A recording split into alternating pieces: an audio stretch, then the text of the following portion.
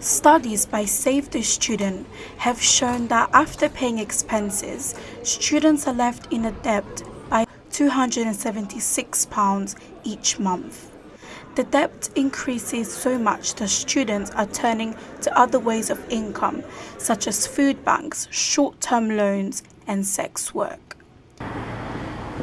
More and more students feel the need to turn to food banks as a result of a poor financial income from the government. We're here outside the London South Bank University to try and ask students how they feel about the matter and about their own experiences. Student loan is not enough. I haven't gone to a food bank yet, but I need to find a job because it's not enough.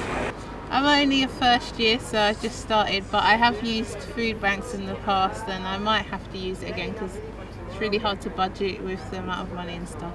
So I haven't had to turn to a payday loan or a food bank because I'm quite fortunate I live at home, and I do think that the student loan could be more, because if I was living away, most of that would be covered by my accommodation, so I may have to do that. Do you think the student loan are enough for students to live on?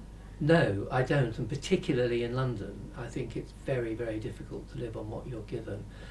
Not least because parents are supposed to contribute, they don't all contribute as they should, and I think it is very difficult to live. And in fact, rents have got to be controlled in some way for students, and the loan is definitely not enough. And students can find they can't even pay their rent out of their student loan. So I think rents have got to be controlled in some way for students, and the loan is definitely not enough. What do you think needs to be done in order for students to be financially aware and money smart?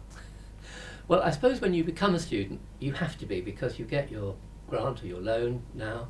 You might have a bit of money from other sources, but then you've got to manage by yourself for the first time. So it's a great way to learn, but to do that you have to have enough money and you have to know what to avoid, really.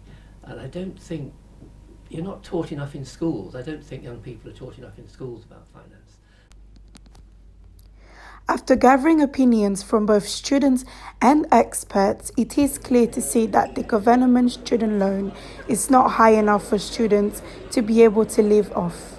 But in a society where incomes are decreasing and taxes are increasing, will this ever change? Alessia Sasa reporting for JLDN.